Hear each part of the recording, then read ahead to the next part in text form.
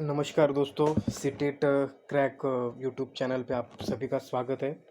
आज से CTET crack YouTube channel 1000 previous year के जितने भी एग्ज़ाम हुए उसमें से 1000 क्वेश्चंस का एनालिसिस देने वाला है, उसके आंसर और हर एक सवाल को अच्छी तरह से समझाने का प्रयास सीटेट क्रैक के माध्यम से होने वाला है।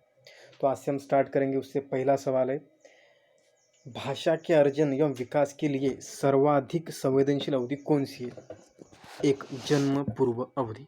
दो, निम्नलिखित में से कौन सी लॉरेंस कोलबर्ग के द्वारा प्रस्तावित नैतिक विकास की एक अवस्था है? तो उसका आंसर है सामाजिक अनुबंध अभिविन्यास। तीन, कक्षा में परिचर्चा के दौरान एक शिक्षक प्राय लड़कियों की तुलना पर अधिक ध्यान देता है, यह किसका उदाहरण है? तो यह जेंडर पहचान का उदाहरण है। चार, बच्चों में जेंडर रूढ़िवादिता एवं जेंडर भूमिका अनुरूपता को कम करने के लिए निम्नलिखित में से कौन सी पद्धति प्रभावशाली है? जेंडर पृथक खेल समूह बनाना।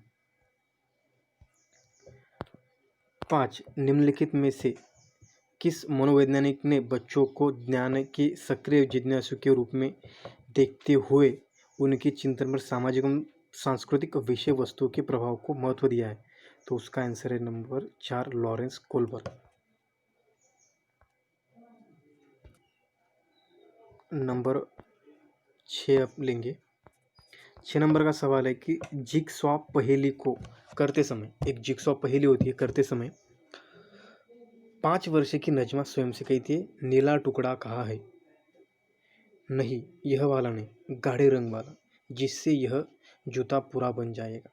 इस प्रकार की वार्ता को वाइगोट्स्की जो है किस तरह संबोधित करते हैं? तो इसे व्यक्तिगत वार्ता कहते हैं दोस्तों। 7 नंबर, बच्चों को संकेत देना तथा आवश्यकता पड़ने पर सहयोग प्रदान करना निम्नलिखित में से किसका उदाहरण है? तो यह मॉडलिंग का उदाहरण है। नंबर 8, निम्नलिखित व्यवहारों में से कौन सा जीन पियाजे के द्वारा प्रस्तावित मूर्त संक्रियात्मक अवस्था को विशेषित करता है? परिकल्पित निगमनात्मक तर्क, साध्यात्मक विचार। देखिए दोस्तों, जब भी हम एग्ज़ाम की तैयारी करते हैं तो कुछ कंसेप्ट ऐसी होती है कि वह जब तक पूरी तरह से हमें समझ में नहीं आती या हम उसे पूरी तरह से समझ में नहीं लेते, तब तक उस कंसेप्ट पर एग्ज़ाम परीक्षाओं में आए हुए जो कुछ भी सवाल होते हैं वो हमें अच्छी तरह से समझ में नहीं आते और हम उसका आंसर भी नहीं दे पाते। तो ऐसा एक आज ये 8 नंबर का सवाल है, इसकी कंसेप्ट अच्छी तरह से क्लियर होगी, वो ये आराम से उसे सॉल्व करेगा। 9 नंबर, बच्चों के संज्ञानात्मक विकास के संदर्भ में निम्नलिखित में से कौन सी पियाजे की संरचना है? तो पियाजे ने जितने भी कुछ कंसेप्ट दिए हुए हैं, पियाजे के जो भी कुछ थ्योरीज है वो अच्छी तरह से पढ़ना है। देखो पियाजे पर ये सवाल है, तो इस सवाल का आंसर अनुबंधन है। 10 नंबर का सवाल है, आकलन का प्राथमिक उद्देश्य क्या होना चाहिए? आकलन का प्राथमिक उद्देश्य क्या होना चाहिए? तो संबंधित अवधारणाओं के बारे में बच्चों को स्पष्टता तथा भ्रांतियों को समझना। नंबर, निम्नलिखित कथनों में से कौन सा बुद्धि के बारे में सही है? निम्नलिखित कथनों में से कौन सा बुद्धि के बारे में सही है? तो बुद्धि बहुआयामी है तथा जटिल योग्यताओं का एक समूह है। रूही हमेशा समस्या के एकाधिकार समाधानों के बारे में सोचते, इनमें से काफ़ी समाधान मौलिक होते। रूही किन गुणों का प्रदर्शन कर रही है? तो सृजनात्मक विचारक। 13 नंबर का सवाल है, शिक्षक अधिगम प्रक्रिया में वंचित समूहों में से संबंधित विद्यार्थियों के द्वारा सहभागिता कम होने की स्थिति में एक शिक्षक को क्या करना चाहिए? तो अपनी शिक्षण पद्धति पर विचार करना चाहिए तथा बच्चों की सहभागिता में सुधार करने के लिए नए तरीके ढूंढने चाहिए। एक समावेशी कक्षा में एक शिक्षक को विशिष्ट शैक्षिक योजनाओं को क्या करना चाहिए? तैयार नहीं करना चाहिए। देखो एक समावेशी कक्षा है, समावेशी कक्षा ऐसी कक्षा जो जहाँ पे सभी जो विद्यार्थी होंगे वो सभी क्षमताओं के सभी उनमें जो कुछ क्षमता है ऐसे सभी क्षमताओं के बच्चों के साथ ली हुई जो कक्षा होती है उसे समावेशी कक्षा कहते हैं। तो एक विशिष्ट शिक्षक शिक्षक ने उसमें एक विशिष्ट योजना बनानी चाहिए क्या? तो नहीं, ऐसी नहीं तैयार नहीं करनी चाहिए, क्योंकि सभी विशिष्टता प्राप्त बच्चे समावेशी कक्षा में होते हैं। 15 नंबर, पठन कौशल्यों को प्राथमिक लक्षण क्या है? पठन कौशल्य के प्राथमिक लक्षण क्या है? तो एक ही गति विषयक कार्य को बार बार दोहराना, ये पठन वैफल्य बच्चों के प्राथमिक लक्षण है। 16, शिक्षा का अधिकार अधिनियम 2009 में उल्लेख की गई समावेशी शिक्षा की अवधारणा निम्नलिखित में से किस पर आधारित है? तो व्यवहारवादी सिद्धांत पर आधारित है। 17 नंबर का सवाल है, संरचनात्मक ढांचे में अधिगम प्राथमिक रूप से प्रबलन पर केंद्रित है। 18 नंबर, अनेक घटनाओं के बारे में बच्चों के द्वारा बनाए गए सहजानुभूत सिद्धांतों के संदर्भ में एक शिक्षिका को क्या करना चाहिए? बच्चों के इन सिद्धांतों को अनदेखा करना चाहिए। 18 नंबर, छात्र, अब 19 नंबर का सवाल जो है, छात्र केंद्रित शिक्षा शास्त्र की क्या विशेषता है? तो विशेषता नंबर उसमें ऑप्शन में चौथा ऑप्शन है कि योग्यता के आधार पर विद्यार्थियों को नामांकित करना तथा वर्गीकरण करना। एक संवेग एवं एक संज्ञान, संवेग एवं संज्ञान एक दूसरे से क्या है? तो सन्निहित है मित्रों। 21 नंबर का सवाल है कि संरचनावादी सिद्धांतों के अनुसार अधिगम के बारे में निम्नलिखित कथनों में से कौन सा सही? तो ऐसे सवालों में आपको एक बात याद रखनी है कि जो कुछ भी कथन होते हैं वो लगभग एक दूसरे से नज़दीक उसका जो कंटेंट है उससे जो मिलने वाला क्या कहेंगे, उससे जो मिलने वाले जो कुछ भी अप्रोच है वो ऐसा लगता है कि ये भी सही होगा, ये भी सही होगा। तो उस वक्त जो शिक्षा अपना परीक्षार्थी है तो कंफ्यूज होता है, तो कंफ्यूज नहीं होना है, इसलिए ये सवाल हम ले रहे हैं।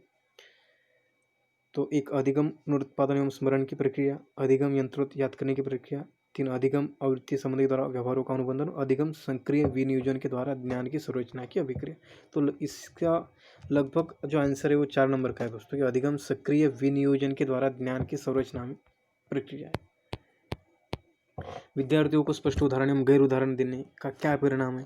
परिणाम यह है कि विद्यार्थी के दिमाग में भ्रांति उत्पन्न करती है, क्योंकि विद्यार्थियों को स्पष्ट उदाहरण एवं गैर उदाहरण, तो उसमें वो भ्रांतियाँ हो जाएगी कि उसका उदाहरण भी दे रहे हैं और एक ऐसा उदाहरण दे रहे हैं जो उससे मेल नहीं खा रहा है, तो जो भी शिक्षार्थी है तो कन्फ्यूज होगा। 23 नंबर, बच्चों को अधिगम गतिविधियों में भागीदार करने के लिए लगातार पुरस्कार देना और दंड का प्रयोग करने से क्या प्रभाव पड़ता है? आंतरिक अभिप्रेरणा बढ़ती है। देखो दोस्तों, सवाल फिर से एक बार समझिए कि बच्चों को अधिगम गतिविधियों में भागीदारी करने के लिए लगातार पुरस्कार देना और दंड का प्रयोग करने से क्या प्रभाव पड़ता है? अगर आप लगातार पुरस्कार दे रहे हैं और दंड का प्रयोग करने से क्या प्रभाव पड़ता है? तो पुरस्कार देना और दंड करना, तो उसके आंतरिक अभिप्रेरणा पे प्रभाव पड़ता है।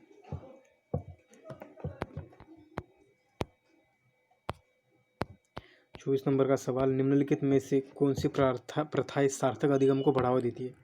कौन सी प्रथा है? तो देखिए, एक 4 ऑप्शन दिए गए, एक शारीरिक दंड, 2 सहयोगात्मक अधिगम पर्यावरण, 3 सतत एवं समग्र मूल्यांकन, निरंतर तुलनात्मक मूल्यांकन। तो सार्थक अधिगम को बढ़ावा देने वाली प्रथा है, उसमें से फिर से कुछ ऑप्शन है, एक है 1 और 2, दूसरा 2 और 3, तीसरा 1 2 3 और चौथा 2 3 4। तो इसमें 4 नंबर का ऑप्शन है, 4 नंबर का ऑप्शन में 2 3 4। समझिए, सहयोगात्मक अधिगम पर्यावरण, सतत एवं समग्र मूल्यांकन और निरंतर तुलनात्मक मूल्यांकन सार्थक अधिगम को बढ़ावा देती है दोस्तों। शिक्षक बच्चों की जटिल अवधारणाओं की समझ को किस प्रकार सहज कर सकते हैं? प्रतियोगात्मक जो अवसर होते हैं उस अवसरों को उपलब्ध करके उसकी व्यवस्था करें। 26 नंबर का सवाल है कि एक प्राथमिक विद्यालय की अध्यापिका बच्चों को एक प्रभावशाली समस्या समाधानकर्ता बनाने के लिए किस प्रकार से प्रोत्साहन कर सकती है? तो प्रत्येक छोटे कार्य के लिए भौतिक पुरस्कार देकर वो प्रोत्साहित करना है। जो छोटे बच्चे होते प्राथमिक विद्यालय में पढ़ने वाले, खुद एक प्रभावशाली समस्या समाधानकर्ता बनने के लिए उनको प्रोत्साहन देना है कि आप कर सकते हो। अगर आप एक छोटा फर्स्ट स्टैंडर्ड में पढ़ने वाला बच्चा है और उसे कुछ कंसेप्ट आप पढ़ा रहे हो, तो उसको भौतिक पुरस्कार देना है, कुछ मिठाई देनी है या पेन देना है या पेंसिल देना है ताकि उसे प्रोत्साहन मिले कि जो कुछ भी हम कर रहे हैं वो अच्छा है और उसे उसका आनंद भी मिलना चाहिए। 27 नंबर का सवाल है कि निम्नलिखित अवधि में से किस में शारीरिक वृद्धि एवं विकास तीव्र गति से घटित होता है। सवाल समझना है। 27 नंबर का सवाल है मध्य बालावस्था एवं किशोरावस्था। इसका आंसर है दोस्तों यह है मध्य बालावस्था एवं किशोर अवस्था। हमें उस बात को समझना है। 3 नंबर का ऑप्शन है मध्य बालावस्था एवं किशोर अवस्था। ठीक है। 28 नंबर निम्नलिखित में से कौन सा विकास का सिद्धांत नहीं है। देखो पैटर्न समझो, निम्नलिखित में से कौन सा विकास का सिद्धांत नहीं है। बहुत सारे जो बच्चे होते हैं, परीक्षार्थी होते हैं, वो नहीं है की तरफ ध्यान ही देते नहीं और जल्द प्रयास करते उस क्वेश्चन को सॉल्व करने का। तो ऐसा नहीं करना है। इसका जो ऑप्शंस होगा वह होगा 4 नंबर का दोस्तों। विकास सार्वभौमिक है तथा सांस्कृतिक संदर्भ में इसे प्रभावित नहीं करते हैं। 29 वैयक्तिक विभिन्नताओं का प्राथमिक कारण क्या है। जो वैयक्तिक भिन्नताएं होती है तो उसका प्राथमिक कारण क्या है। ऐसे वक्त पूरे ऑप्शन पढ़ना, पूरा ऑप्शन पढ़ने के बाद टोटल ऑप्शन जब पढ़ेंगे आप तो आपको कुछ बातें समझ में आएगी। जो हम फिलहाल हम पढ़ेंगे। एक लोगों के द्वारा माता पिता से प्राप्त आनुवंशिक संकेत पद्धति मतलब कोड। 2 जन्मजात विशेषताएं। 3 पर्यावरणीय प्रभाव और 4 आनुवंशिक एवं पर्यावरण के बीच जटिल पारस्परिक क्रिया।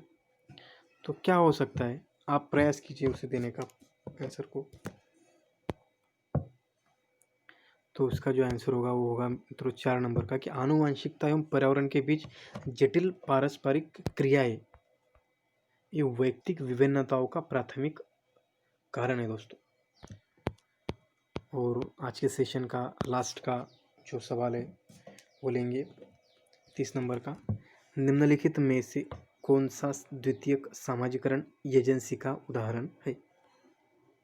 1 परिवार एवं पास पड़ोस, 2 परिवार एवं मीडिया, 3 विद्यालय एवं मीडिया और 4 मीडिया एवं पास पड़ोस। थोड़ा विचार करना है ऐसे वक्त और सही सवाल का जवाब देने का प्रयास करना है। इसका आंसर है दोस्तों परिवार एवं पास पड़ोस। तो आज हमने 30 सवाल लिए हैं।